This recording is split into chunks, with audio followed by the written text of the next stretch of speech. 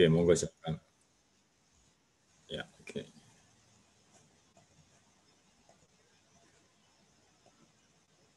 Oke. Ya, ini RPS kita hari ini ya, hari ini. Yang akan kita lakukan selama satu semester ini, nama mata kuliahnya akuntansi pemerintah khusus manajemen aset. Nggak ada pusatnya loh, Bal. Tadi Akpempus tadi itu dapat dari mana? Berarti salah, Di Pak. Kemarin informasinya Untar. dari Sekre Prodi, Pak. Katanya Akpempus gitu. Kami kan belum mendapatkan RPS ya, Pak. Maaf. C. Di portal itu, oh iya betul, salah ini nih. Ini kurang nih. Ya betul. Akuntansi pemerintah pusat di judulnya ya, judul mata kuliahnya memang betul ya. Jadi ini kurang betulnya. Oke. Khusus manajemen aset, wes ya. Oke, udah nggak usah dikoreksi. Saya yang ngoreksi mal ini namanya pusat. Karena memang kita hanya bicara akuntansi pusat sebetulnya.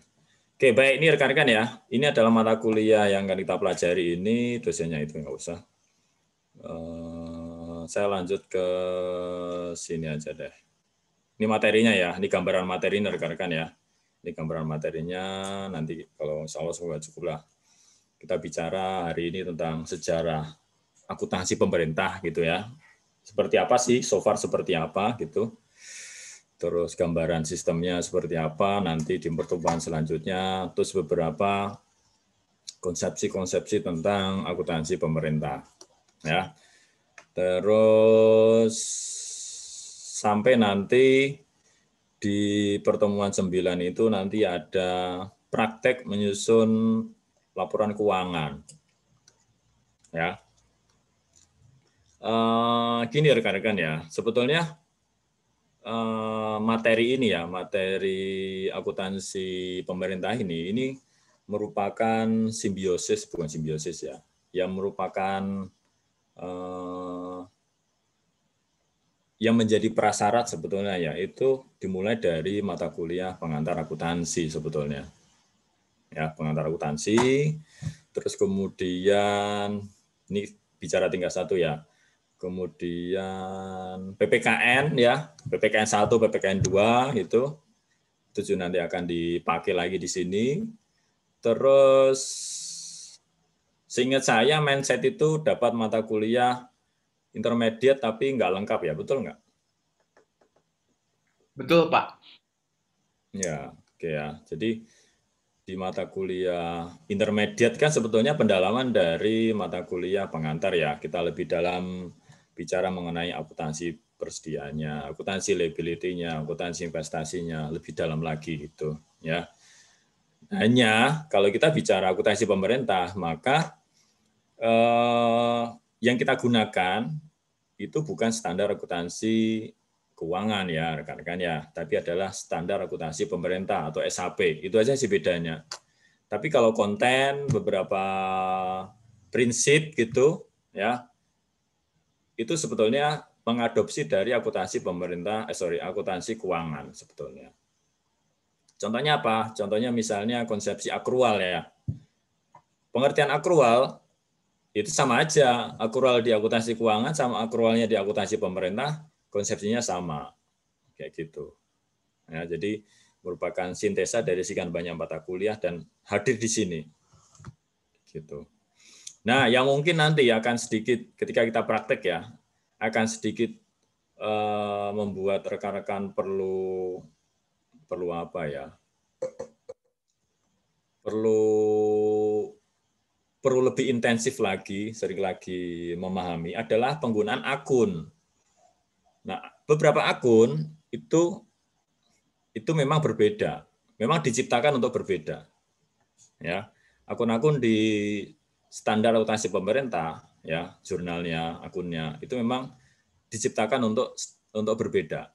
Ya, meskipun konsepsinya sih sama gitu, tapi berbeda. Dan itu nanti yang perlu rekan-rekan dalami lagi, ya, sering-sering membaca lagi gitu. Oh, ini akunnya itu gitu. Gitu, seperti itu. Ketika nanti kita praktek menyusun laporan akuntansi pemerintah pusat ya, dan levelnya level di SAI. SAI kalian di PPKN pernah dengar istilah SAI?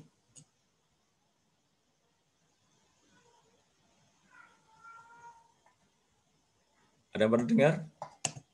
Atau masih ya? Selalu kabeh.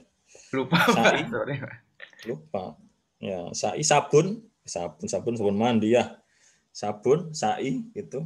Saya pikir harusnya sudah disampaikan ya. Meskipun sifatnya hanya knowledge ya, tapi harusnya sih sudah pernah disampaikan entah di PPKN 1, entah di PPKN 2 gitu ya. Gitu. Nah, nanti kita akan bahas lebih lanjut apa itu SAI gitu. Dan memang nanti level atau target kita kepada rekan-rekan adalah menyusun laporan keuangan tingkat SAI. SAI itu apa? SAI adalah sistem akuntansi instansi. Sorry rekan-rekan, saya mau nanya nih. Ketika rekan-rekan PKL ya, entah ada yang terutama yang di pusat ya. Di pusat itu maksudnya level pusat, bukan level daerah. Di pemerintah pusat ya, entah yang di pusat atau di daerah di KPKNL. Ada yang sudah diminta untuk membantu menginput data ke Sakti nggak?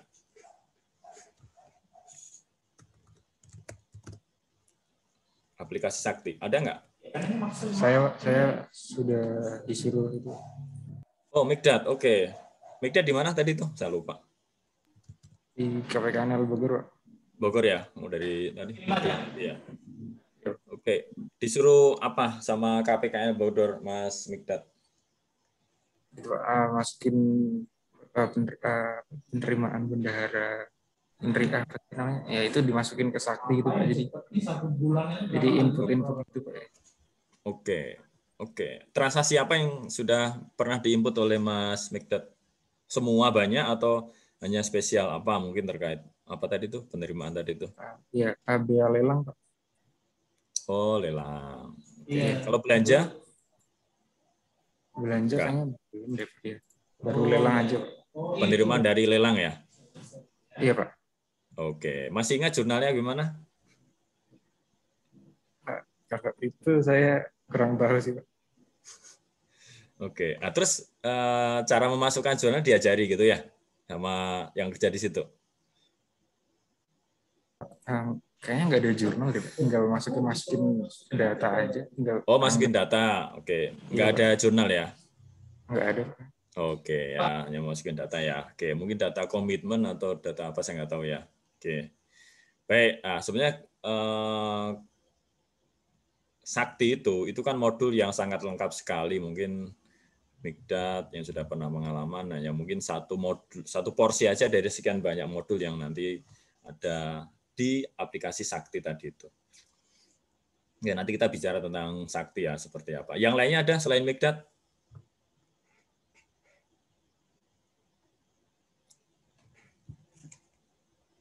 Saya kemarin saktinya cuma ini Pak. Izin Pak. Ya, Ikal. Kemarin saya kan di KPPN pencatatan saktinya itu cuma daftar barang keuangan dengan persediaannya sih Pak. Mencatat atau termasuk menjurnal di situ? Cuman buat pencatatan dengan perekaman. Oh, perekaman ya. Oke. Ya. Tapi minimal sudah pernah melihat aplikasi Sakti seperti apa? Pakai usernya, dikasih user atau pakai usernya orang yang sudah bekerja di situ? Pakai user pegawai Pak. User pegawai, oke, good. Ya. Oke, baik. Selain Haikal ada lagi? Dita? Dita tadi di mana ya? Wonosobo ya? Saya di KPKNL Sidoarjo, Pak. Oh iya, Sidoarjo ya, oke. Ya. Oke ya, jadi minimal ada 2 ya, alhamdulillah ya. Berarti ya minimal udah tahu interface-nya sedikit seperti apa, meskipun itu belum lengkap ya. Nanti meskipun ya rekan-rekan ya, ini sorry to say juga ya, nanti ketika kita praktek, sorry to say memang kita tidak bisa praktek menggunakan aplikasi ini betul-betul kelemahan yang sampai sekarang harusnya sudah dimitigasi oleh PKN Stan ya, bahwa beberapa aplikasi yang harusnya rekan-rekan kuasa itu belum tersedia secara apa ya, mungkin secara standalone atau mungkin secara dummy di PKN Stan. Jadi termasuk aplikasi Sakti. Ya. Seingat saya kemarin dapat kabar itu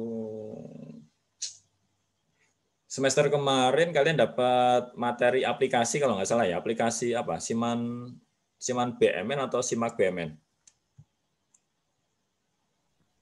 Aplikasi SIM KN, Pak. SIM BMN. Aplikasinya apa? Berupa apa?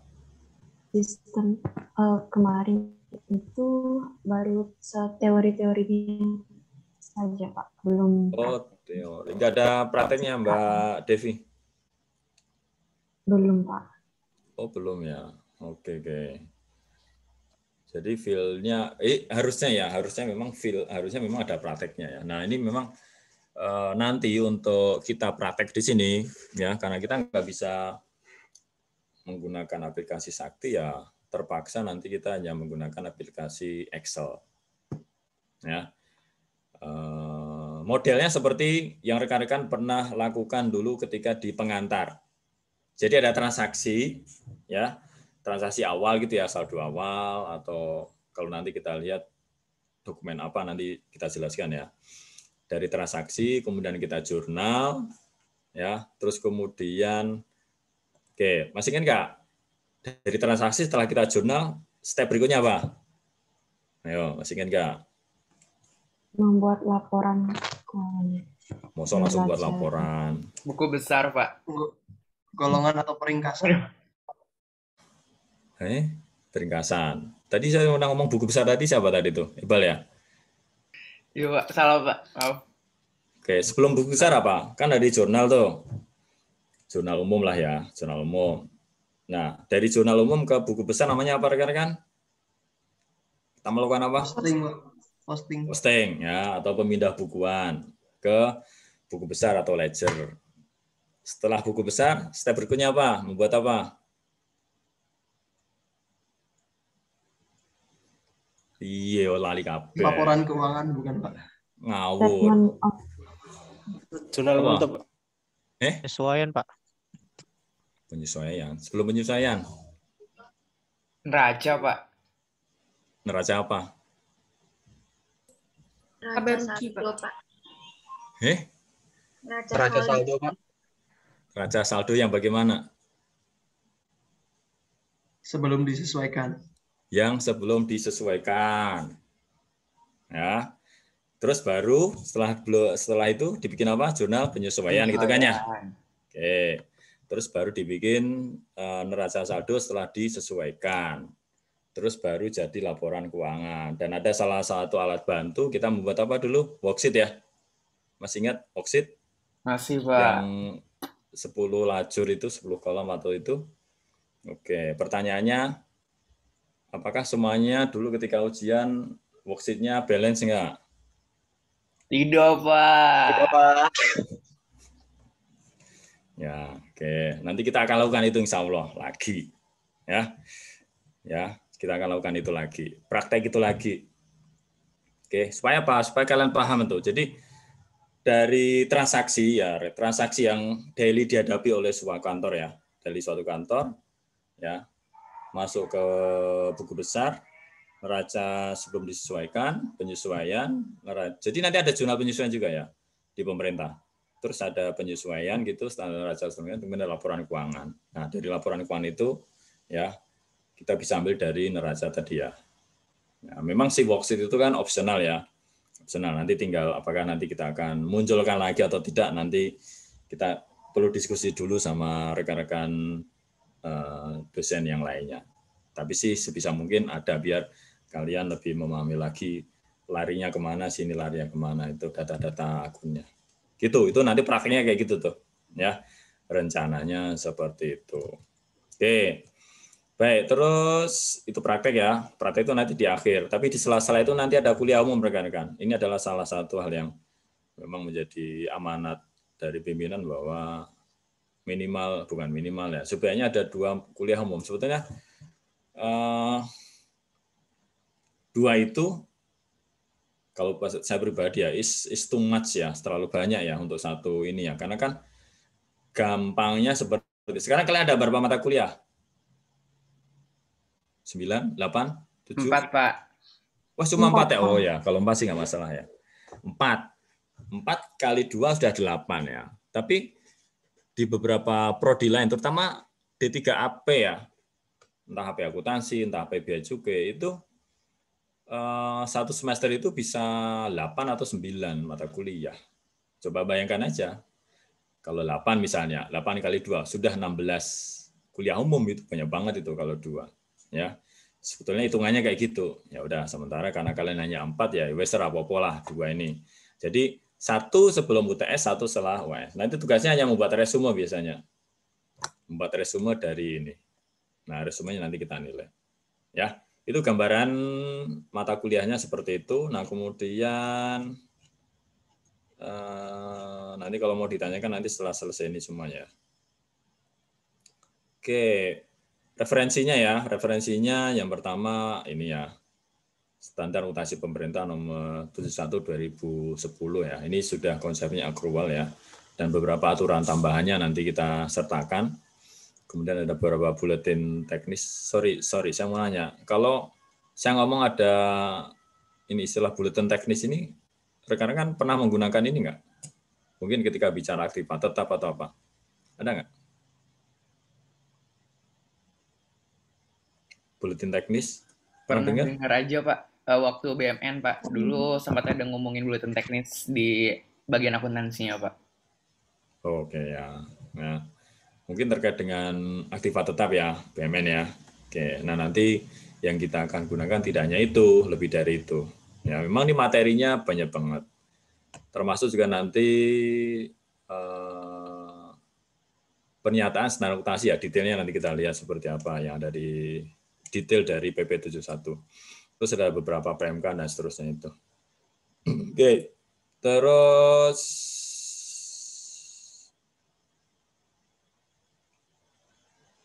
ini nilainya ini ya, proporsi nilainya ini.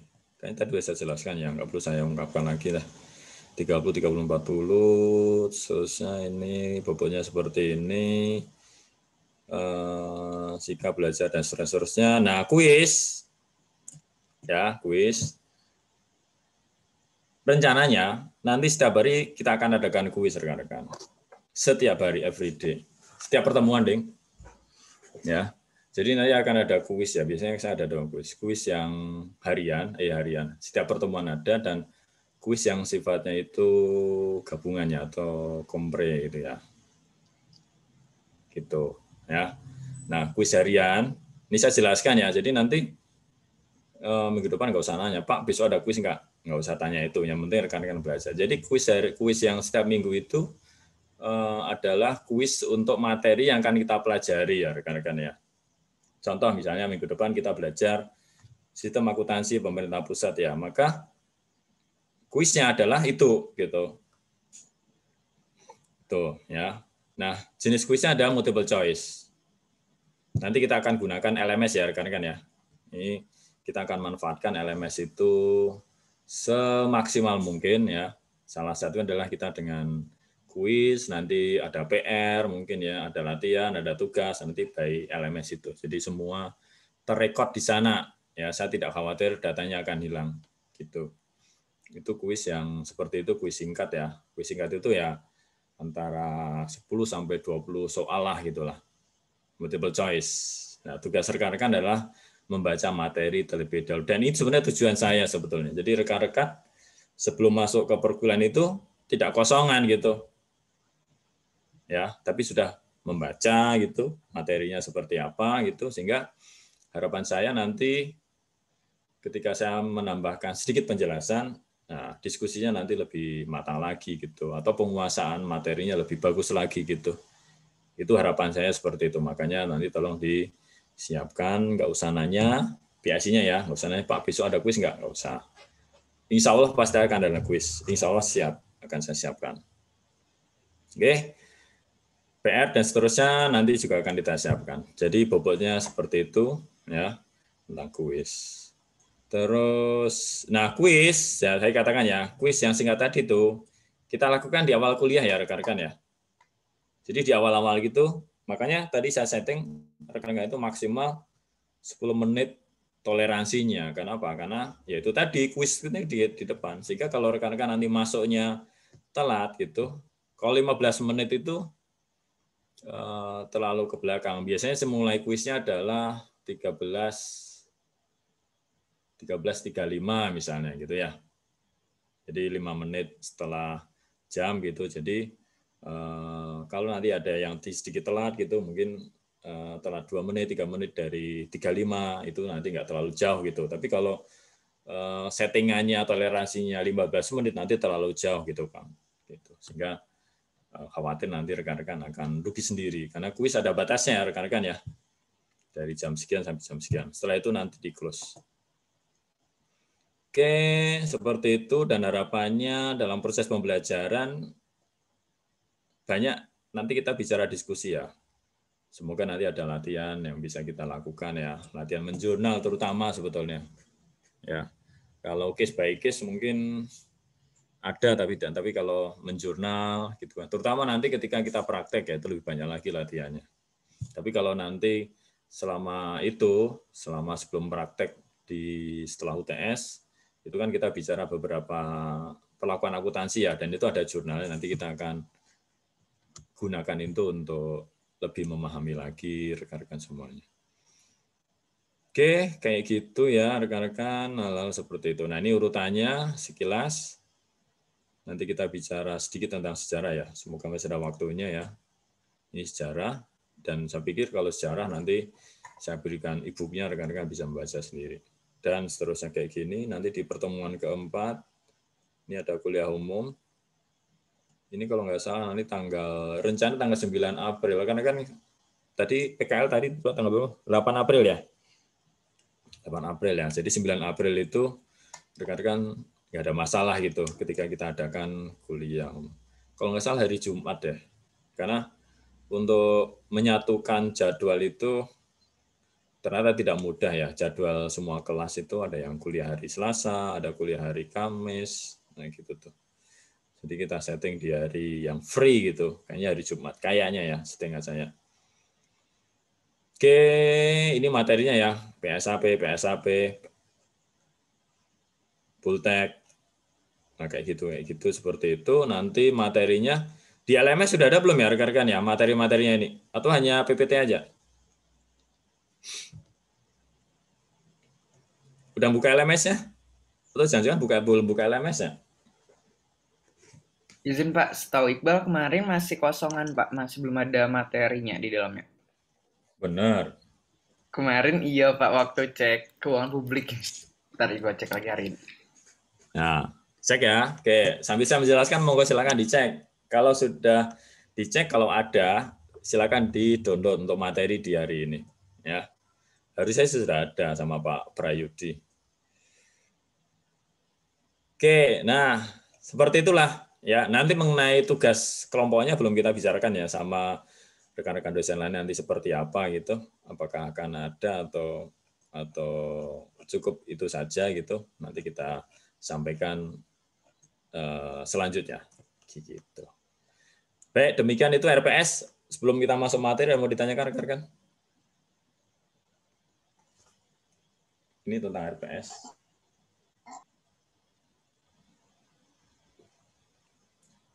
Monggo.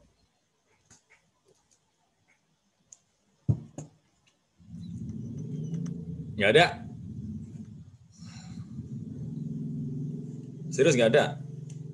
Oke. Sementara belum ada, Pak. Sementara belum ada. Oke, good. Ya, wes ya. Yang penting adalah deal ya, seperti itu ya. Jadi beberapa hal yang tadi yang saya sampaikan itu sudah jadi kesepakatan bersama dan kita akan lakukan. Jadi nggak ada komentar, oh Pak, saya belum siap kuis singkat. This is your risk gitu. Dan saya sampaikan di awal bahwa rekan-rekan harus menyiapkan terlebih dahulu sebelum masuk perkuliahan. Seperti itu. Oke, kalau nggak ada saya stop. Sama masuk materi yang sudah membuka LMS, apakah sudah ada share-sharean PPT atau apa di sana? Sudah, Pak. Sudah, Pak. Sudah ya. Oke, nah monggo silakan di-download yang ada dulu. Setahu saya hanya PPT, setahu saya ya. Referensi dan sebagainya kayaknya belum Belum ada, betul nggak? Betul, Pak. Oke, baik. Ya, nanti referensi dan seterusnya nanti menyusul ya. Kalau nggak saya nanti share, mungkin nanti Pak dosen Dosko nanti juga bisa men-share. Ya. Even sebetulnya kalau rekan-rekan mau mencari sendiri di internet juga sebetulnya ada beberapa semua sumber referensi itu ya. Sebetulnya ada. Oke, tapi untuk memudahkan insya Allah nanti saya akan coba share materi referensinya. Oke, baik rekan-rekan. Lanjut ya. Lanjut ke materi, masih ada waktu more or less 1 jam ya. Kita masih bisa diskusi mengenai sejarah. Sejarah perjuangan bangsa. Ya, ada satu mata pelajaran dulu nama saya, namanya ketika saya SD itu. Pendidikan Sejarah Perjuangan Bangsa, PSBB. Kalau sekarang kalian udah nggak ada. Oke, ini materinya. Rekan udah melihat tayangannya? Sudah, Pak. Oke, baik. Ini saya, ini sebentar. Ini saya close dulu deh. Ada catatan saya yang nggak perlu saya simpan. Oke, saya buka lagi ya. Saya stop dulu.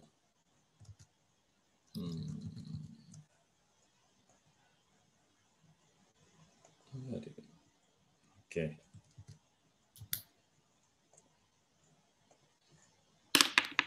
Oke, ya. Baik, ini adalah materi kita di minggu ini terkait dengan sejarah. Yang intinya adalah kita akan melihat perkembangan akuntansi keuangan dari masa ke masa sampai sekarang seperti apa. Dulu seperti apa, sekarang seperti apa. Intinya seperti itu, dan sebetulnya ini rekan-rekan nanti bisa membaca sendiri juga, baik PPT-nya ini ya, maupun nanti e-book-nya tentang sejarah. Ada sejarah buku itu. Meskipun di buku itu so far kita hanya bisa tahu kondisinya sampai tahun 2007 kalau nggak salah ya. 2007. Sekarang tahun-tahun ini nggak ada. Oke, baik. Jadi kalau bicara sejarah, maka timeline-nya seperti ini rekan-rekan. Ya, timeline-nya seperti ini, kurang lebih seperti itu ya. Kan nggak mungkin juga kita berdiri dari tahun ke tahun ya. Ini yang ya kira-kira tahun yang apa ya istilahnya, ada suatu hal yang penting di sana. Oke. Dari tahun 45, ini ya 45 sampai tahun 2003 ini. Oke. Pemerintah itu belum pernah bisa membuat laporan keuangan, baik pusat maupun daerah. Ya, dan karena kita bicara pusat ya, maka langsung saja kita sebut LKPP ya. LK, Laporan Keuangan Pemerintah Pusat. Jadi sampai tahun 2003, dari Indonesia lahir, 45 ya, sampai 2003, kita belum pernah bisa membuat laporan keuangan pemerintah pusat. Banyak sekali faktor. Ya, banyak sekali faktor yang akhirnya membuat kita belum sampai ke situ. Ya. Jadi LKPP pertama kali yang dibuat oleh pemerintah kita itu adalah tahun 2004.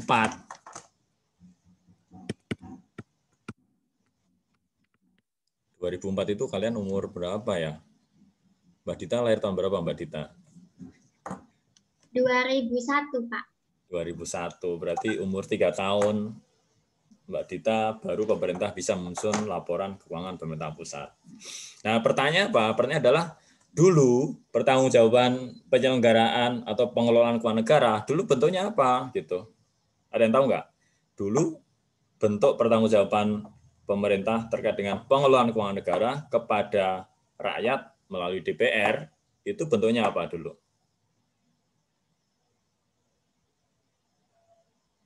Apa? Ada yang tahu nggak?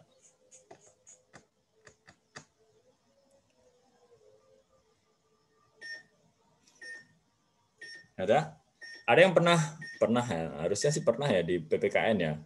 Ada yang pernah mendengar istilah PAN?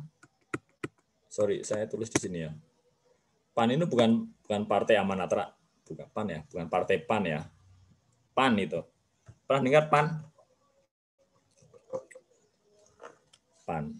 PAN Belum, itu Pak. apa? PAN. Oh, belum. Oke. Ya. PAN itu apa? PAN itu adalah perhitungan anggaran negara sebetulnya ya.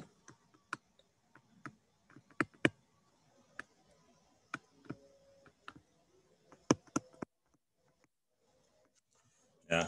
Jadi dulu bentuk pertanggungjawaban pemerintah di dalam proses pengelolaan keuangan negara ya. Dulu bentuknya belum itu tadi rekan-rekan, belum berbentuk laporan apa istilahnya itu, laporan keuangan yang seperti rekan-rekan ketahui itu gitu. Dulu bentuknya adalah itu tadi tuh apa tadi tuh PAN tadi ya itu. Oke. Bentuknya seperti apa sih Pak kalau PAN itu? Bentuknya itu sebetulnya sederhana, konsepnya sederhana rekan-rekan. Ya. Sebetulnya di PAN itu, di perhitungan anggaran negara itu bentuknya adalah hanya membandingkan antara jumlah penerimaan dalam 1 tahun itu, penerimaan negara ya, dalam 1 tahun, penerimaan plus pendapatan ya, dibandingkan dengan belanjanya. So far seperti sebetulnya sesimpel itu sebetulnya. Jadi hanya membandingkan itu gitu. Ya. Yang dulu yang kalau kita bicara kalau apa ya, kalau zaman dulu banget itu lebih simpel lagi, itu hanya ini saya coba download ini tahun berapa nih ya? Perhitungan anggaran tahun berapa ini? Bisa tahun 2003 ya. Saya tadi dapat enggak jadi deh. Jadi saya pernah melihat perhitungan anggaran tahun awal-awal gitu itu hanya membandingkan hanya 1, 2, 3 lembar itu pendapatan kita berapa dibanding belanja berapa, kemudian surplus atau defisitnya berapa. Sebetulnya sesimpel itu dulu ya. Tapi dalam prosesnya ternyata untuk menyusun PAN itu ternyata membutuhkan waktu yang tidak sebentar rekan-rekan. Kenapa? Karena proses untuk menyusun PAN ternyata tidak bisa dilakukan atau belum dilakukan secara full automatic. Ya. Masih dilakukan sebagian secara manual. Gampangnya gini rekan, Tadi kan ada yang praktek di beberapa daerah ya, agak jauh tadi, katakanlah di Kupang tadi ya, ada di KPN Kupang ya. Katakanlah di KPKN Kupang ada penerimaan di sana, dan itu kan penerimaan negara rekan-rekan ya. Nah, penerimaan negara di KPN Kupang, ketika pemerintah pusat menyusun PAN, itu harus harus diambil atau di-store ke pemerintah pusat gitu, dan itu dilakukan secara manual. Coba Anda bayangkan, ya, kalau kantor kita tersebar dari Sabang sampai Merauke, sekian banyak kantor. Makanya proses menyusun PAN itu lama-lama semakin lama. Bahkan pernah ada PAN itu yang disusun itu bisa lebih dari 1 tahun. Coba Anda bayangkan, ya, pertanggungjawaban pemerintah di dalam proses pengelolaan keuangan negara itu melebihi tahun anggaran yang berlangsung itu di tahun depannya. Ya, padahal salah satu dari fungsi laporan keuangan itu kan salah satunya kan dipakai untuk mengambil kesimpulan, mengambil keputusan, ya kan ya. Coba Anda ingat-ingat tujuan perusahaan membuat laporan keuangan itu kan ujung-ujungnya akan dipakai untuk pengambil kesimpulan, pengambil keputusan. Sehingga Anda bayangkan kalau misalnya laporannya itu baru terbitnya itu sudah jauh sekali gitu dari selesainya pengelolaan anggaran. Bagaimana kualitas pengambilan kesimpulan yang bisa kita lakukan? Atau apakah keputusan-keputusan di tahun depan itu menggunakan itu tidak? Nah, itu jadi satu masalah sendiri juga.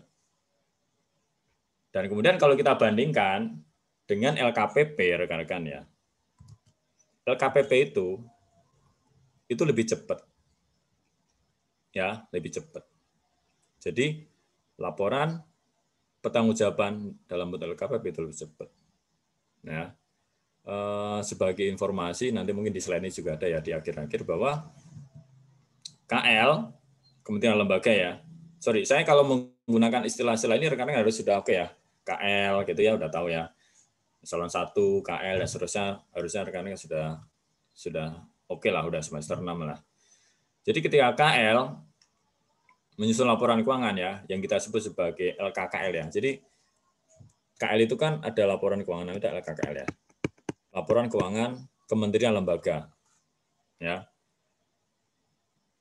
KL itu diberikan waktu menyelesaikan laporan keuangannya dalam waktu 2 bulan setelah tahun anggaran selesai. Jadi contoh misalnya kita selesai tanggal 31 Desember ya. Berarti laporan keuangan KL itu harus selesai di maksimal itu 1 Maret atau 30 atau 28 Februari. Itu 2 bulan berarti ya. Nah, LKKL ini kan nanti akan dikumpulkan rekan-rekan ya. Semua KL dikumpulkan ya. Terus nanti akan membentuk yang kita sebut sebagai LKPP ditambahin dengan LK Sabun. Ya. Nah, proses mengumpulkan, proses menjadikan satu itu membutuhkan waktu sebulan. Tadi sudah 2 bulan, terus sebulan untuk mengumpulkan itu. Terus kemudian diaudit oleh BPK ya dalam waktu 2 bulan. Terus kemudian di sana ada proses katakanlah revisi, proses katakanlah tanggapan, penyesuaian dalam waktu sebulan. Jadi bersihnya gitu LKPP yang sudah diaudit dan itu nanti siap dipertanggungjawabkan ke rakyat ya melalui DPR itu dalam waktu 6 bulan. Itu LKPP kayak gitu rekan-rekan. Nah, bandingkan dengan PAN, PAN itu bisa tahunan gitu. Nah, seperti itu kondisinya. Itu dulu seperti itu ya. Jadi PAN itu seperti itu. Nah, kemudian terus lanjut beberapa istilah sini. Jadi tahun 7 sampai 79 belum ada standar. Ini ya, PAN ini ya. Terus kemudian sistemnya masih single entry. Single entry itu ya satu aja, satu entry saja. Overall untuk semuanya. Untuk semua pencatatan pakai single entry. Berarti apa? Namanya single entry, kira-kira neraca bisa dibikin nggak?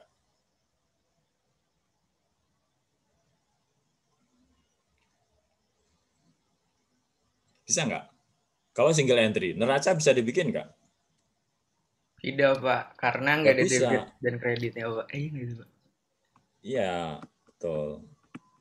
Karena neraca itu kan, konsep neraca itu kan aset sama dengan kewajiban ditambah apa sini? Ayo, sambil ingat-ingat lagi mata kuliah akuntansi. Equity, Pak. Ekuitas, Modal, Pak. Equity atau modal, sama-sama istilahnya. Ya, di dalam proses pencatatan minimal itu ada 2 akun yang terlibat di sana. Dan nanti akan membentuk persamaan ini. Nah, kalau single entry ya nggak bisa, sehingga ya nggak bisa ada neraca kayak gitu.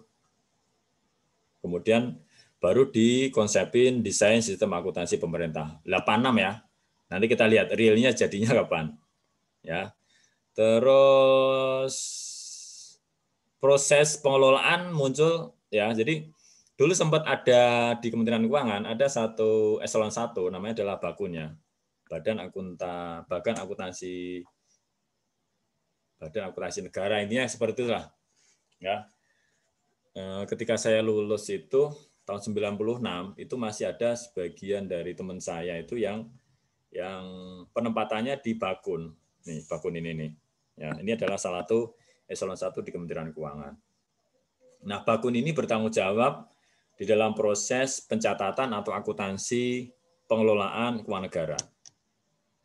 Itu dulu seperti itu. Kemudian Bakun bubar, sebagian fungsinya masuk Dirjen Perben ya di sana di Perben atau di anggaran saya lupa deh. Pokoknya ke situlah 2 itu tuh ada Perben dan anggaran. Gitu. Nah, sebetulnya turning point di dalam modernisasi pengelolaan keuangan negara dalam ini adalah akuntansi pemerintah adalah peristiwa 199 ini. 1998 ini. Di mana pada saat itu negara kita mengalami krisis moneter ya. Yang sebagian besar atau semuanya dari kalian belum lahir ya, belum lahir. Tapi sebetulnya itu adalah saya katakan adalah turning point ya. Karena dari sini, dari peristiwa 99 ini ya, 199 kemudian muncul aturan tentang otonomi daerah. Yang dulunya semua terpusat, kemudian daerah diberikan kewenangan, kemerdekaan sendiri untuk mengelola keuangan negaranya. Dulu terpusat rekan-rekan. Ya, sekarang sudah mandiri masing-masing. Terus kemudian muncul lagi ini yang lebih apa istilahnya, lebih greget lagi nih, ya. Munculnya paket undang-undang tentang keuangan negara. Ya, ada 3 paket undang-undang keuangan negara. Saya tolong disebutkan. Yang satu nomor berapa, tahun berapa? Monggo. Jangan takut salah ya. Kalau ngomong aja ya rekan-rekan ya. Salah ya, kita berbagi bareng-bareng. Monggo silakan. Yang pertama? Izin Pak. Ya. Undang-Undang 17 tahun 2003 ya Pak. Undang-Undang 17/2023 tentang apa Mbak? Tentang keuangan negara Pak. Tentang keuangan negara. Itu satu.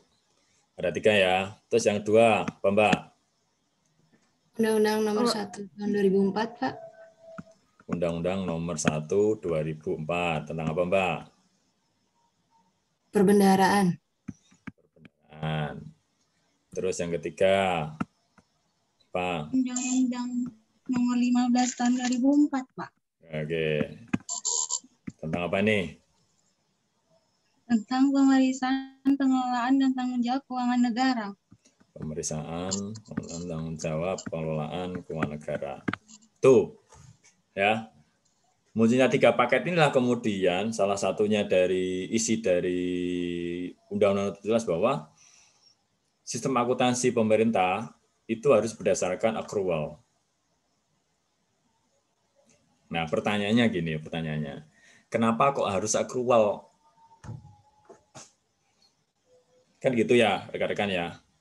Kan rekan-rekan ada bertanya nih, ngapa sih harus accrual? Kenapa sih nggak yang dulu saja gitu? Kira-kira kalau muncul pertanyaan seperti itu, kira-kira jawabannya gimana? Kenapa harus accrual? Izin Pak. Kalau biar mencerminkan nilai yang pasti di laporan keuangannya gitu Pak, bisa nggak? Mencerminkan nilai yang pasti. Nilai yang sebenarnya gitu Pak. Iya. Nilai yang sebenarnya. Oke, ada yang bisa menambahi yang disampaikan oleh Mbak Nike?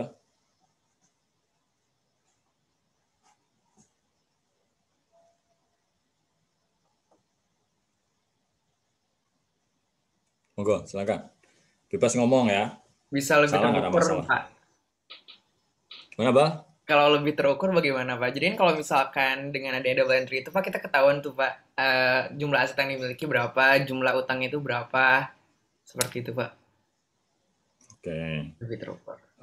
Jadi terukur asetnya, terukur kewajibannya, terukur equity-nya gitu ya? Oke. Ada yang bisa nambahi atau mungkin memperbaiki gitu?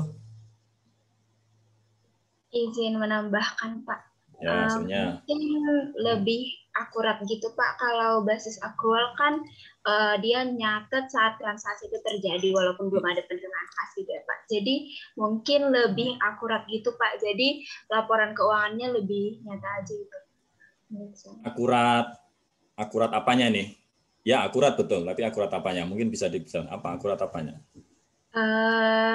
Pencatatannya, Pak, lebih akurat gitu, Pak. Mencatat apa? Mencatat transaksinya, Pak. Pencatatan akuntansinya gitu, Pak. Mencatat akuntansinya. Oke. Baik. Ya, terima kasih komentar semua rekan-rekan. Ya, semuanya nggak ada yang salah ya. Cuma kurang tepat atau mungkin kurang pas gitu. Itu saja sebetulnya ya. Baik, mungkin sekarang rekan-rekan coba berpikir dulu terlebih dahulu. Apa sih pengertian accrual gitu ya? Kan sudah dipelajari ya rekan-rekan ya. Dulu ketika di pengantar akuntansi yang konsepnya itu adalah menggunakan accrual. Apa sih pengertian accrual? Accrual itu apa? Accrual itu kan perusahaan dalam hal ini negara ya, itu mencatat transaksi pada saat terjadinya transaksi, gitu kan ya? Betul nggak? Iya, Pak. Oke. Bedanya dengan, ini kan ada accrual, ada cash basis ya. Nah, kalau cash basis bagaimana? Kalau accrual tadi itu mencatat transaksi pada saat terjadinya transaksi. Nah, sekarang kalau kita bicara cash basis bagaimana? Dicatat saat diterima, Pak. Dicatat pada saat gimana, Dev? Di sini Pak, kalau metode pencatatan akuntansi secara akurat secara cash basis itu mencatat transaksi hanya jika adanya arus kas keluar masuk. Jadi ada penerimaan atau pengeluaran kas itu baru dilakukan pencatatan. Oke, good. Ya. Jadi kebalikannya dari accrual adalah cash basis ya. Di mana tadi disampaikan oleh Mbak Devi adalah dicatat hanya ketika melibatkan unsur penerimaan atau pengeluaran unsur cash, gitu kan ya. Oke. Nah, saya akan tarik lagi biar rekan-rekan paham ya. Masih ingat pengertian dari keuangan negara? Apa itu keuangan negara?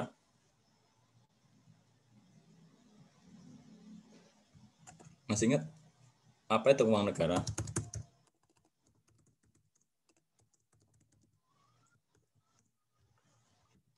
Boleh googling, boleh apa, monggo silakan. Ini biar rekan-rekan nggak ngantuk dan mengulang lagi materi ini. Izin menjawab, Pak. Jadi, mungkin dari ini sih, Pak, dari Undang-Undang Nomor 17 Tahun 2003 tentang Keuangan Negara, bahwa keuangan negara semua hak dan kewajiban negara yang dapat dinilai dengan uang serta segala sesuatu, baik berupa uang maupun berupa barang yang dapat dijadikan milik negara berhubungan dengan pelaksanaan hak dan kewajiban tersebut. Oke, good. Ya, tapi saya hanya meng-highlight, kan ini katakan dengan akuntansi ya, dengan tadi accrual ya, adalah semua hak dan kewajiban. Nah, apa sih kaitannya dengan apa tadi accrual tadi itu? Gitu. Jadi gini, ketika kita bicara bahwa pemerintah itu harus menyajikan, ya, ini kan pengertian keuangan negara ya, semua hak dan kewajiban. Kalau kita bicara tahunan ya, pada sebuah tahun tertentu gitu, kalau kita menggunakan cash basis, maka pemerintah tidak bisa memunculkan semua hak dan kewajiban pada tahun yang bersangkutan. Kenapa? Karena penerimaan atau kewajiban atau expense gitu ya, itu muncul ketika hanya melibatkan cash saja. Sedangkan yang tidak ada cash-nya itu nggak tercatat. Contohnya gimana? Contohnya misalnya dulu ketika rekan-rekan belajar akuntansi untuk perusahaan dagang. Ketika perusahaan dagang itu menjual kepada masyarakat secara kredit, ya, itu sudah diakui sebagai pendapatan atau belum? Sudah, Pak. Sudah. Gitu. Begitu juga ketika perusahaan tersebut ya sudah dikenakan beban gitu kan, yang kita sebut sebagai accrued expense itu ya, sudah dikenakan beban tapi belum dibayar. Contohnya misalnya utang bunga misalnya.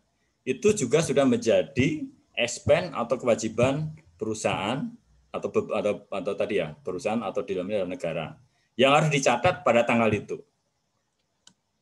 Sehingga apa? Sehingga kalau kita tidak menggunakan sistem accrual, maka hak yang harus disampaikan ke ke rakyat ini tidak semuanya rekan-rekan. Yang tersaji di di laporan keuangan itu hanya hak dan kewajiban yang sifatnya itu basisnya expense saja, yang sudah membebani secara cash saja. Sedangkan yang sifatnya piutang, yang sifatnya kewajiban tapi belum dibayar, itu belum tersaji gitu. Paham nggak ya rekan-rekan? Paham nggak? Kenapa kok harus accrual? Karena itu tadi, dengan accrual, maka pemerintah sudah bisa mengakui hak meskipun belum diterima secara cash. Contohnya bagaimana? Contohnya misalnya pemerintah memiliki piutang ya. Piutang dari lelang misalnya gitu ya. Kan rekan-rekan pasti sering atau mungkin sudah berkaitan banget dengan piutang lelang misalnya. Ada ya piutang lelang, ada kan? Sorry, memastikan saya. Ada nggak? Lelang dalam bentuk piutang. Ada nggak? Hasilnya piutang dulu, nanti baru dibayar gitu. Ada nggak? Sepertinya ada, Pak. Soalnya Oke. kan ada ya jangka waktu pelunasan. Nah, ada jangka waktu lunasannya. Oke. Jadi gampangnya adalah ketika munculnya piutang, maka jurnalnya adalah piutang pada apa? Katakanlah pendapatan lah. Ya. Gitu. Ini accrual nih rekan-rekan, ya. Tapi dari accrual ini pemerintah sudah bisa mengakui pendapatan. Pendapatan itu kan hak ya. Gampangnya itulah. Pendapatan itu hak. Ya, beban atau expense itu kan kewajiban. Beda kalau misalnya pakai cash basis. Kalau pakai cash basis, maka jurnalnya kan nggak ada jurnal. Jadi pendapatan nggak diakui gitu. Sehingga kalau kita menggunakan cash basis, maka hak dan kewajiban yang tersaji dalam laporan keuangan pemerintah pada tahun itu belum semuanya. Masih ada lagi yang harus diakui. Itu manfaatnya pemerintah menggunakan accrual seperti itu. Termasuk juga kewajibannya juga. Sebetulnya kewajiban pemerintah itu realnya seberapa gitu. Kayak gitu. Masih ada utang-utang berapa sih yang harusnya pemerintah nanti harus dibayar nanti di periode-periode berikutnya atau di tahun berikutnya. Gitu rekan-rekan, manfaatnya accrual. Nah, hanya saya kembali ke sini ya. Untuk sampai ke sana, sampai ke accrual basis, ternyata tidak semudah apa istilahnya, membalikkan telapak tangan gitu ya. Tidak semudah itu. Karena konsepsi awal pengelolaan keuangan negara itu dulu konsepnya adalah cash basis gitu. Konsepnya cash basis. Sehingga tidak semudah itu. Sehingga apa? Sehingga muncul kayak periode antara. Jadi muncul tahun 2005 ini adalah nih PP 24/25 tentang standar akuntansi pemerintah yang basisnya adalah CTA. CTA itu apa rekan-rekan? Pernah dengar CTA?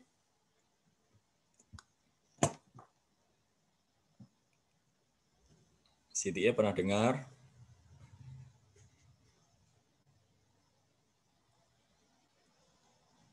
Ayo. Belum pernah? Oke, ya. CTA itu sih ada mau jawab. Ayo, Dep.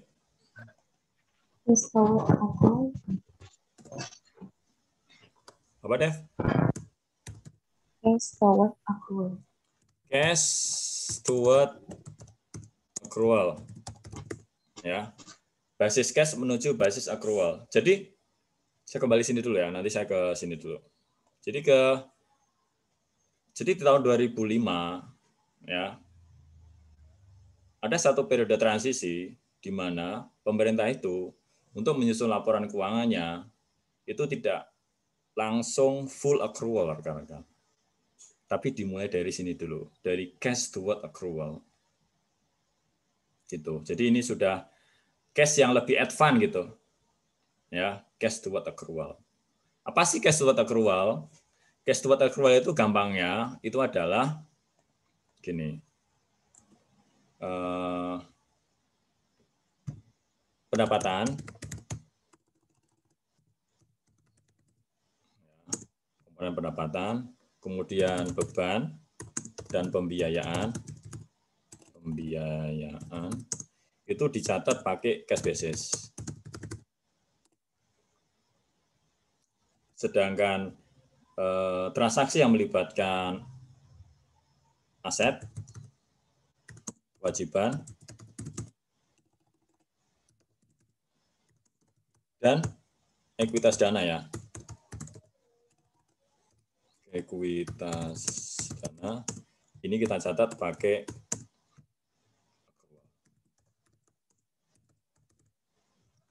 itu sebetulnya cash toward accrual seperti itu. Ya. Nah, ini saya dulu pelajari sudah lama ya. Jadi saya agak lupa ingat contohnya. Coba ya saya ingat-ingat. Jadi contohnya kayak gini. Di dalam proses penjunalannya, penjunalan ini ya, penjunalan seperti ini ya, pakai cash to accrual.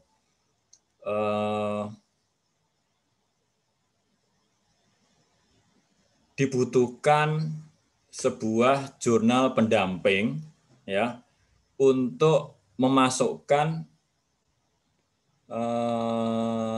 sebuah nilai yang ada ya ke dalam apa ya istilahnya neraca. Misalnya gini.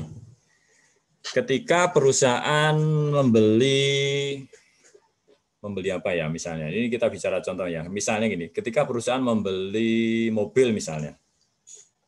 Ya. Nah, untuk mencatat pembelian mobil itu kalau dulu ya ketika kita bicara cash to accrual ya. Ya.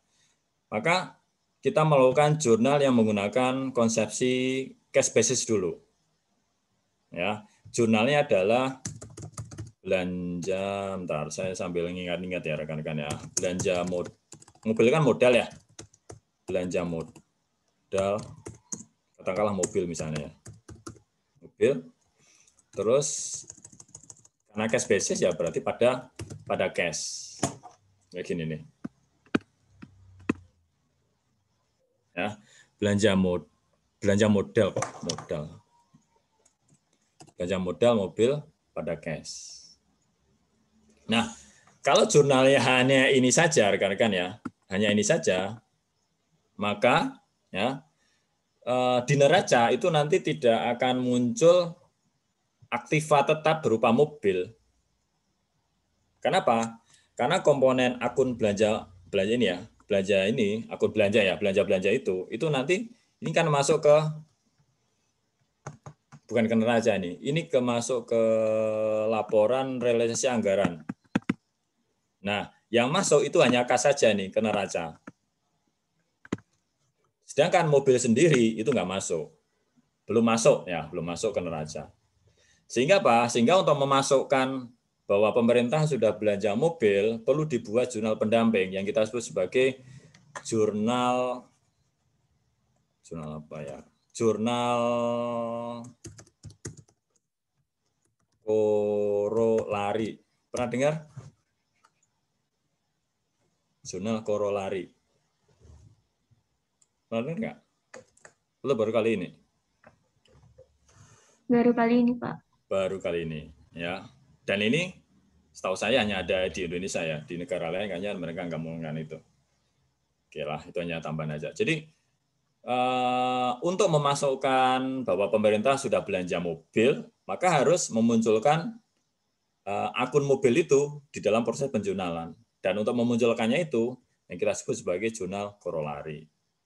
Ya, jadi jurnalnya adalah mobil gitu, misalnya mobil atau aktiva tetap jenis lainnya gitu, mobil, dan pendampingnya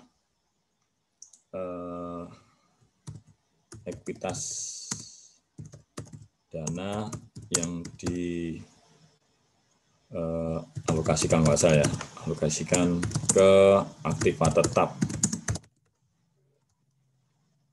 kayak gitu tuh ya.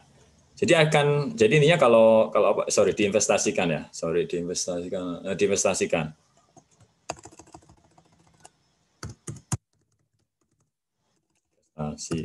Nah, jadi kita akan terpaksa membuat jurnal seperti ini, korolari kayak gini. Nah, inilah nanti akan masuk ke neraca. Gitu rekan-rekan. Itu proses cash toward accrual kayak gitu. Ya. Oke, seperti itu. Nah, kemudian tahun 2010 ya kita membuat sistem atau standar akuntansi pemerintah yang sudah full accrual. Nih, full accrual. Ya, menggunakan PP 2010 ini. Otomatis PP 24 nggak kita pakai lagi. Ya. Hanya memang meskipun dikeluarkan tahun 2010, laporan keuangan pemerintah yang full accrual itu nggak bisa langsung 2011 langsung, nggak bisa, karena masih ada periode transisi juga. Jadi pertama kali pemerintah full accrual itu adalah tahun 2015. Jadi setelah sekian tahun ya. Setelah sekian tahun dari PP 71 2010, baru LKPP yang full accrual tahun 2015. Jadi CTA atau cash toward accrual ya itu dari tahun 2000 ini ya 2015 ini 2005 ya 2005 ini sampai ke tahun 2014 itu masih CTA. Setelah itu baru full accrual sampai sekarang. Gitu ya. Jadi proses perjalanannya seperti itu. Itu secara singkatnya, dan kalau kita summary-kan lagi jadinya ini rekan-rekan. Jadi ada beberapa fase ya. Jadi ada 4 fase ya. 4 fase yang sebagian tadi sudah saya jelaskan. Fase pertama fase yang masih tradisional ya. Masih tradisional, single entry ya. Meskipun rekan-rekan ya gini. Meskipun sekarang kita sudah pakai cash basis di sini ya, kan kita sini sekarang. Ya, meskipun kita sudah pakai accrual basis ya, dan pencatatannya sebagian pakai double entry, tapi untuk beberapa transaksi kita masih mencatatnya itu pakai single entry rekan-rekan. Ya. Jadi nanti kita akan menggunakan itu juga, tetap ada beberapa pencatatan yang kita kita jurnal gitu pakai single entry. Ya, terutama di awal-awal sebuah proses pelaksanaan anggarannya. Jadi nanti ada jurnal APBN, ada jurnal DIPA gitu ya. Rekan-rekan tahu DIPA ya? DIPA tahu ya? Tahu, Pak. DIPA tahu nggak? Tahu ya. Nah, ketika sebuah KL mendapatkan DIPA, maka DIPA itu juga akan dijurnal. Berapa jumlah allotment-nya, belanjanya, berapa jumlah prediksi pendapatannya itu di jurnal, dan itu sifatnya adalah single entry rekan-rekan. Nah, tapi nanti transaksi kebanyakan itu adalah sudah double ya. Cash basis belum ada standar akuntansi pemerintah gitu ya. Terus tadi bentuknya PAN, terpusat, berimbang, time lag ya, time itu waktunya panjang gitu. PAN itu tadi ya sampaikan ya, beda dengan LKPP ya, yang tadi di prosesnya itu 6 bulan ya, 6 bulan itu sudah bisa dikeluarkan LKPP yang audited ya. Terus seperti itu, ini paket, cash flow, nah seperti itulah. Ya, jadi kalau kita mau bikin fase-fase kurang lebih seperti ini ya, dari tadi timeline yang tadi sudah kita bahas di poin atau di PPT ini. Oke, itu sekilas seperti itu. Terus kemudian oke, kita sampai jam berapa? 4 ya? Jam 4, Pak. Oke. Nanti sisanya kalian terpaksa baca sendiri. Jadi gini, tadi di awal saya sampaikan ya bahwa LKPP itu merupakan summary dari laporan keuangan di tingkat KL, gitu kan ya? Tingkat KL. Nah, sebetulnya LKPP itu dihasilkan dari 2 subsistem atau 2 sistem akuntansi. Yang pertama adalah SAI, kedua adalah sabun. Ini bukan sabun mandi ya rekan-rekan ya. Jadi gini sebetulnya. Jadi LKPP ini dihasilkan oleh sistem akuntansi BUN. BUN itu apa rekan-rekan? Bendahara Umum Negara, Pak. Bendahara Umum Negara, ya. Dan ada sistem akuntansi instansi. Oke. Sabun atau SABUN itu yang melaksanakan adalah Kementerian Keuangan. Menteri Keuangan, CQ, Perbendaharaan. Ya, di anggaran. Sedangkan SAI ini semua satker.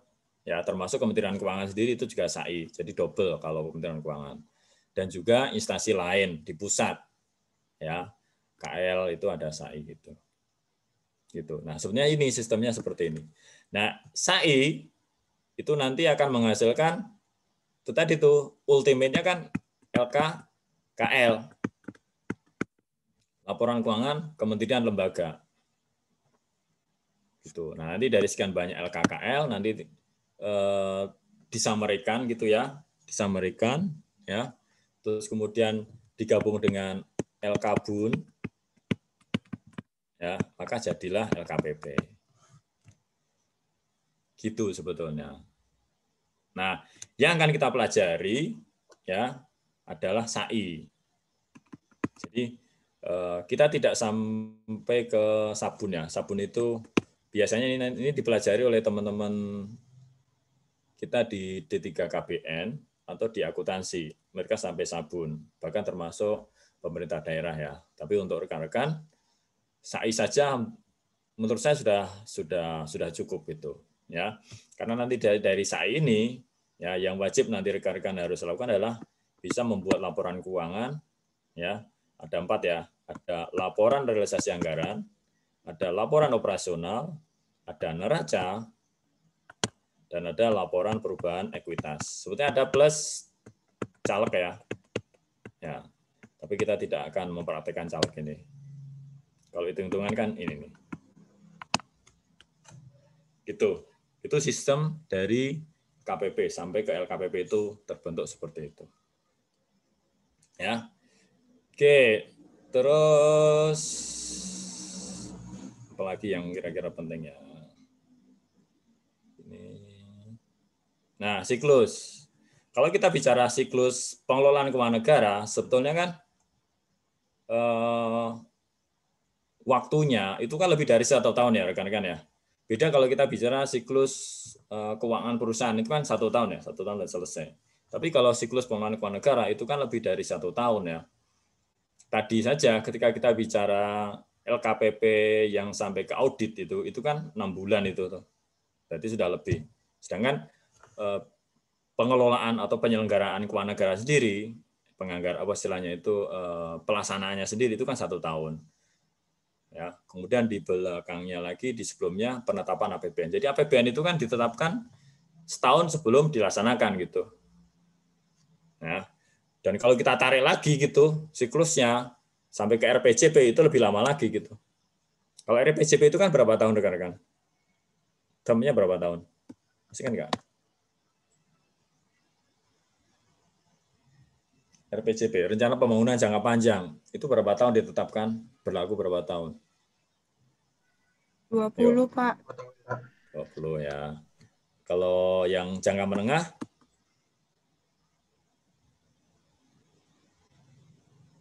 5 bukan, Pak? Yang menengah, Pak. 5. Oke. Ini yang ngomong cuma Niko sama Iqbal aja, yang lainnya pada kemana nih? Jangan-jangan tidur ya? Enggak ya? Yang lain boleh ngomong ya? Bebas ngomong, jangan ini diborong sama Iqbal sama Nika aja. Kalau Renja berapa tahun? 1 tahun. 1 tahun. 1 tahun sebelum jadi rencana. Jadi RKL ya, RKL itu sudah dibuat. Misalnya untuk RKL tahun 2023 ya. Tahun ini sudah kita buat. Ya. Nah, nanti di pertengahan tahun ya, itu ditetapkan APBN untuk tahun berikutnya. Sorry, di tahun inilah, tahun 2001 nanti berlaku untuk APBN di tahun ini. Tapi RKKL itu sudah kita mulai bahas di tahun sekarang gitu. Dan kalau kita tarik itu berarti waktunya lebih dari setahun. Karena pelaksanaan APBN sendiri ini kan 1 tahun. Pertanggungjawabannya ini tadi sampai ke audited ini 6 bulan. Nah, yang perlu rekan-rekan garis bawahi dari proses ini, sebetulnya saya nggak mungkin saya menanyakan berapa RPJM, berapa tahun, itu nggak dipakai. Tapi lebih ke pemahaman dokumen-dokumen yang ada di sini nih, ya, yang nanti ada kaitannya dengan proses akuntansi pemerintah. Yang pertama itu kan APBN ya rekan-rekannya. Kalau kita bicara dokumen pelaksanaan anggaran, yang pertama adalah keluarnya APBN. Ya. Setelah APBN, apa rekan-rekan? Dokumen pelaksanaan anggarannya apa namanya? Apa? Setelah APBN kan masih satu negara tuh. Kan kemudian harusnya dipecah-pecah nanti untuk semua kementerian. Nah, apa? Bentuknya namanya apa? Apa? RKAKL, Pak. RKKL kan rencana. Ini udah pelaksanaan nih. Udah di sini nih, ini ke sana nih. Apa namanya? Ayo, singin Kak. Pernah tahu atau pernah dengar? Harusnya pernah dengar. Harusnya pernah tahu. DIPA tahu ya? Tahu, Pak. Tahu. Kalau nggak tahu ya kebangetan. Oke, setelah DIPA, kemudian dilaksanakan. Baik DIPA tingkatnya eselon 1, DIPA tingkat eselon 2, Satker ya, maupun DIPA di masing-masing eselon 3 ya, KPKNL, KPPN, KPP, itu juga mereka punya DIPA-nya sendiri-sendiri. Nah, kemudian DIPA dilaksanakan. Yang pertama biasanya kita akan ada kontrak ya, kontrak dengan vendor misalnya. Ya. Terus setelah kontrak ada berita acara serah terima pekerjaan.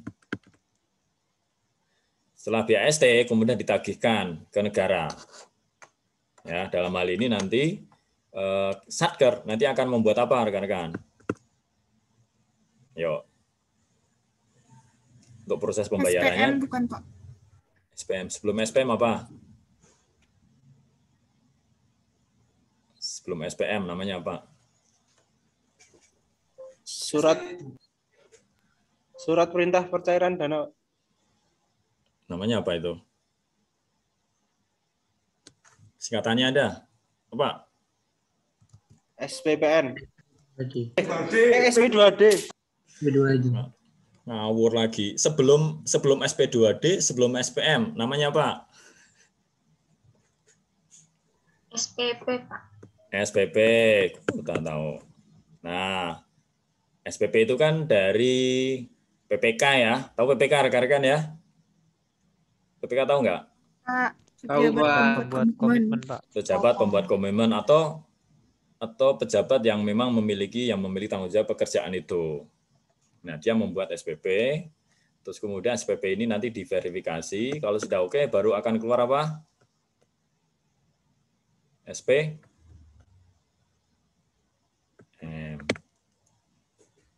ya.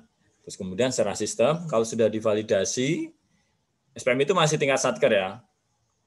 Sudah divalidasi, sudah oke, maka nanti SPM ini nanti secara sistem akan masuk ke KPPN. Nah, KPPN hanya mengecek ketersediaan anggaran saja biasanya. Kalau dulu KPPN itu fungsinya sampai memvalidasi rekan-rekan.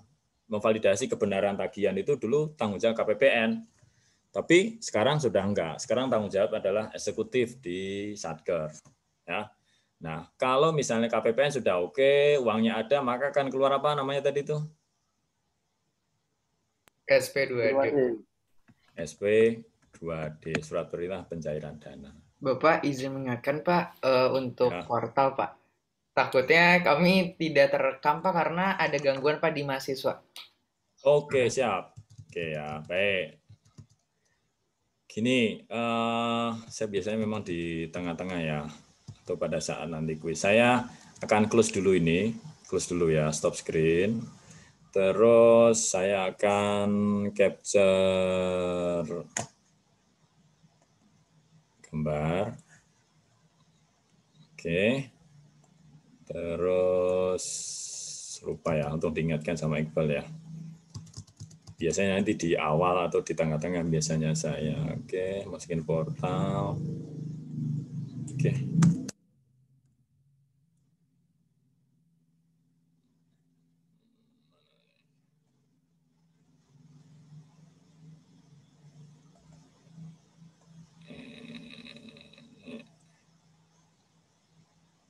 Oke, simpan. Oke, terus hadir semua ya, Iqbal ya, semuanya. Ini tadi rekan-rekan sudah mencoba absensi pakai portal nggak? Sudah, Pak, Sudah, tapi Pak. tidak ter-record, Pak, tulisannya, Pak. Oh, tidak ter-record.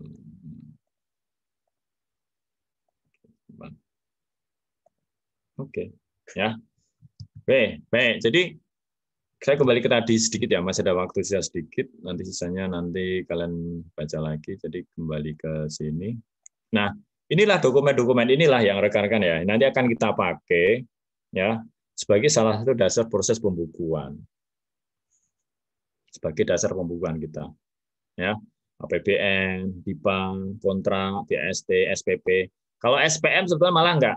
Jadi SPM itu bukan dijadikan dasar pembukuan, tapi malah langsung SP2D. Jadi nanti biasanya nanti di soal-soal itu katakanlah misalnya sebuah instansi, sebuah satker membuat SPP misalnya. Nah, nanti jurnalnya seperti apa. Terus kemudian sebuah satker menerima SP2D dari KPPN misalnya. Itu nanti seperti apa. SPP pun nanti akan bermacam-macam ya. Masih ingat ya? Di pengantar ada SPP uang persediaan, SPP LS, SPP GU, SPP nihil. Masih ingat? Pernah dengar istilah itu ya? Masih ingat nggak? Atau baru kali ini? Baru kali ini Pak, jujur Pak. Serius? Yang SPP nihil baru dengar Pak. Mungkin teman-teman di KPPN Pak, sering Pak. Enggak, ini kan di mata kuliah pengantar PPKN 1-2 harusnya minimal pernah dikenalkan lah dokumen-dokumen penganggaran loh ini. Kalian PPKN dapat setahun loh, 1 dan 2 loh. Gitu ya. Dan semuanya itu adalah dokumen-dokumen yang kita pakai rekan-rekan untuk proses dalam pembukuan kita. Ya. Itu yang perlu rekan-rekan garis bawahi. Saya tutup dulu ya. Saya tutup dulu. Biar enggak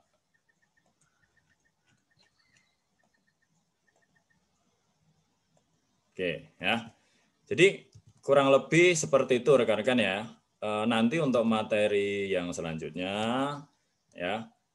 Kalau nanti kira-kira penting saya sampaikan, nanti akan saya singgung lagi di pertemuan mendatang gitu. Tapi ininya sih yang lainnya rekan-rekan bisa membaca sendiri gitu, apa beberapa konsepsi yang ada di situ. Tapi yang saya sampaikan tadi beberapa hal yang memang nanti ada kaitannya ya. Nanti ketika rekan-rekan kita belajar di pertemuan-pertemuan selanjutnya terkait dengan dokumen-dokumen tadi yang harus rekan-rekan mulai kenali ya, kenali istilahnya itu.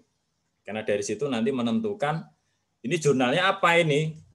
Jurnal untuk SPP sama untuk SP2D itu berbeda. Akun yang dipakai berbeda. Kayak gitu rekan-rekan. Masalahnya di sana sebetulnya. Ya. Itu saya pikir sementara yang bisa saya share kepada rekan-rekan untuk pertemuan pertama ini seperti itu. Nanti kita akan sambung di minggu depan. Ya, terima kasih atas perhatiannya. Mohon maaf atas segala kekurangan. Saya tutup. Selamat sore. Assalamualaikum warahmatullahi wabarakatuh. Waalaikumsalam. Waalaikumsalam warahmatullahi wabarakatuh. Terima kasih Pak. Terima kasih Bapak. Terima kasih banyak Bapak. Ya, oke, monggo silakan yang mau. Ya.